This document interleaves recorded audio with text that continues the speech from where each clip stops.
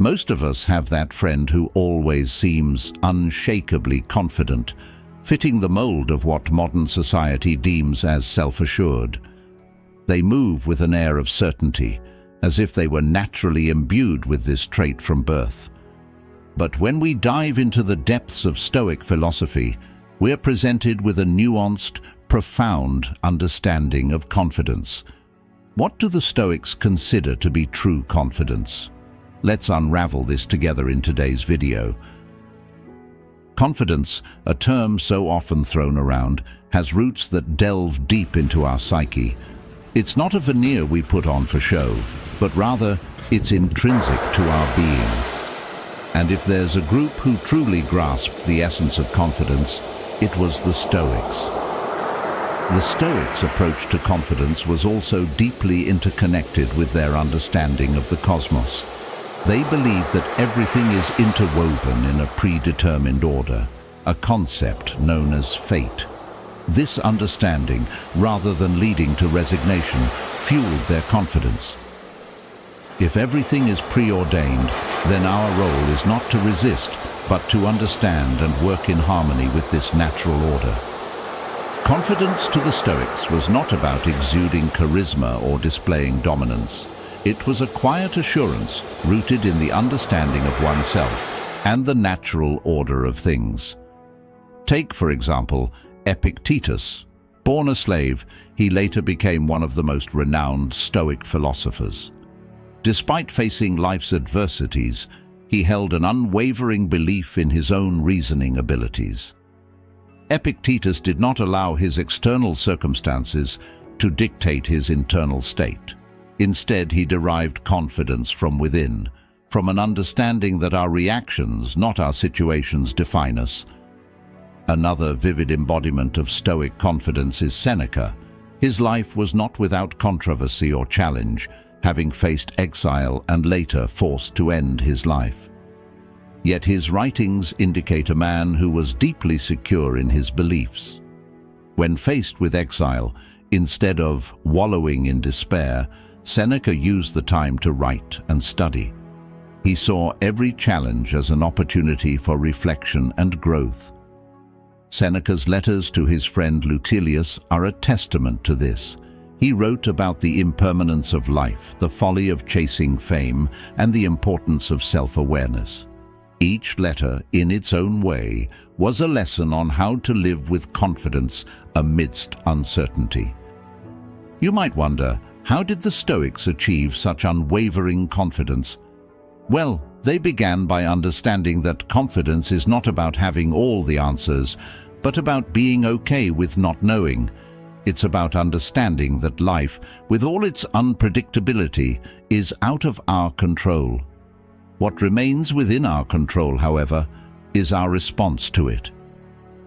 In their quest for understanding confidence, the Stoics also frequently contemplated death.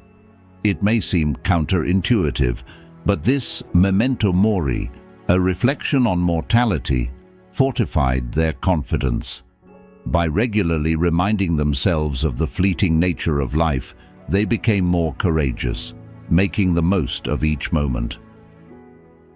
Marcus Aurelius, the Roman emperor and Stoic philosopher, faced wars, plagues, and personal losses. Yet his personal notes, which we now know as meditations, offer a glimpse into the mind of a person who, despite the tumultuous world around him, remained composed and confident.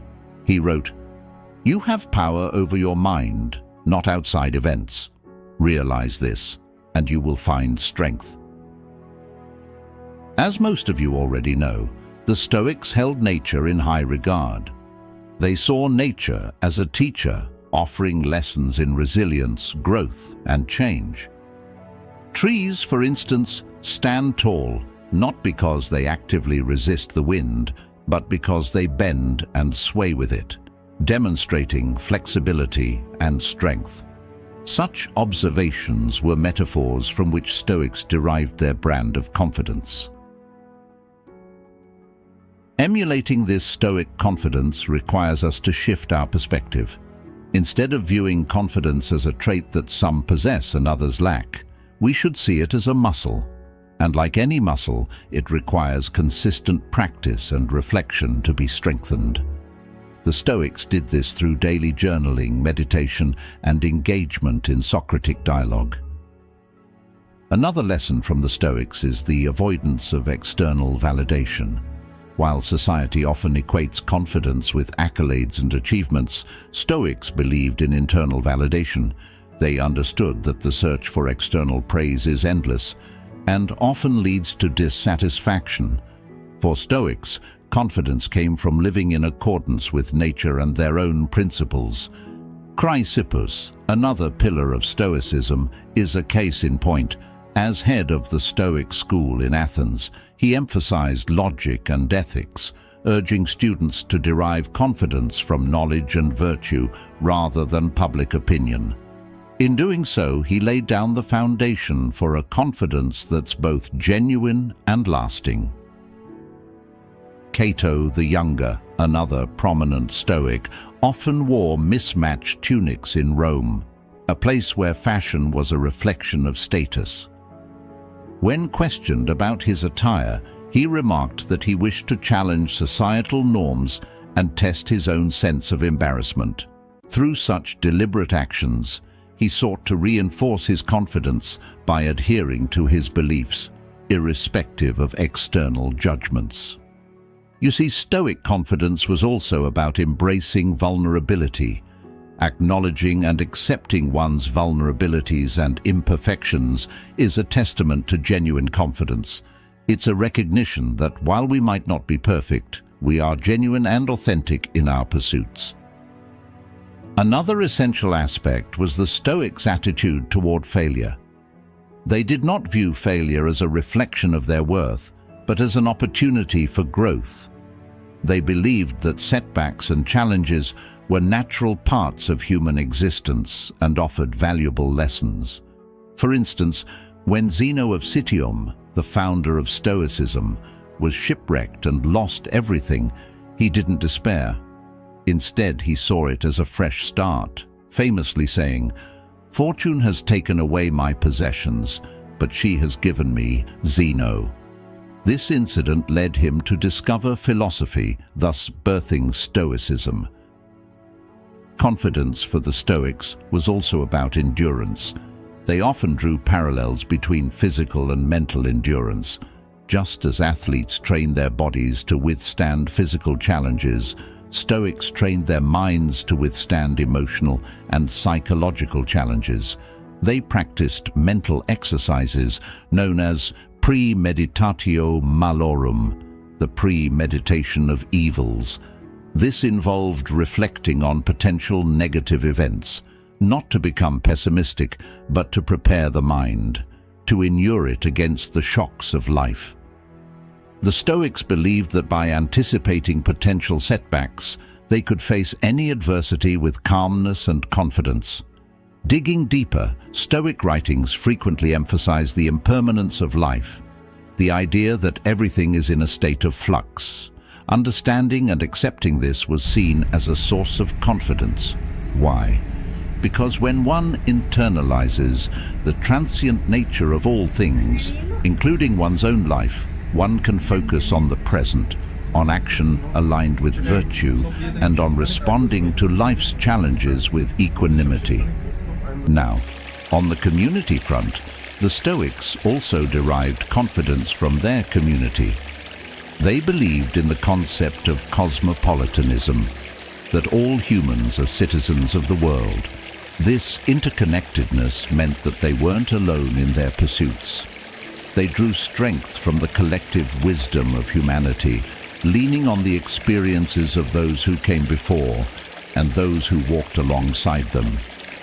In this, they found a collective, shared confidence, knowing that while the journey was individual, the path was well trodden.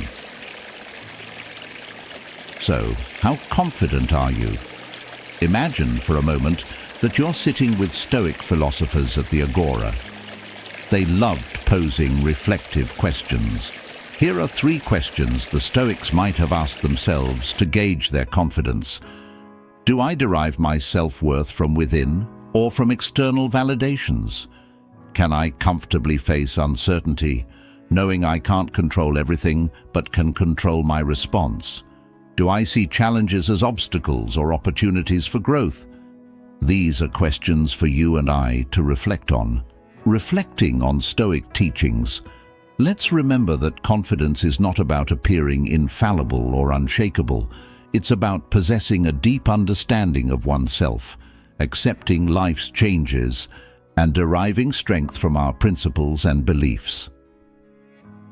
Stoic confidence teaches us to be resilient, to embrace challenges, and to always seek growth. It's about recognizing that our worth is not determined by external circumstances, but by our internal beliefs and actions. Let's build a confidence that's not just skin deep, but emanates from the very core of our being. Remember, in the words of Seneca, difficulties strengthen the mind as labor does the body. Embrace challenges, accept imperfections, and find confidence in the journey of self-discovery and growth. Because after all, true confidence, like that of the Stoics, is not about standing tall in the face of applause, but about remaining unshaken in the midst of storms. You know, the beauty of Stoic philosophy is that it always sparks such thought-provoking conversations. I'm curious to hear your takeaways from our chat today. Drop a comment below sharing what resonated with you the most. And hey, if you found this enlightening, feel free to spread the wisdom by giving it a like and sharing with your friends. Let's keep this dialogue going. By the way, if you've journeyed with us this far into the discussion, it's clear you're genuinely interested. Why not dive a bit deeper? Consider joining our Telegram group for even more engaging conversations. Oh, and there's another video that's just about to pop up on your screen. Trust me, you won't want to miss it. Check it out.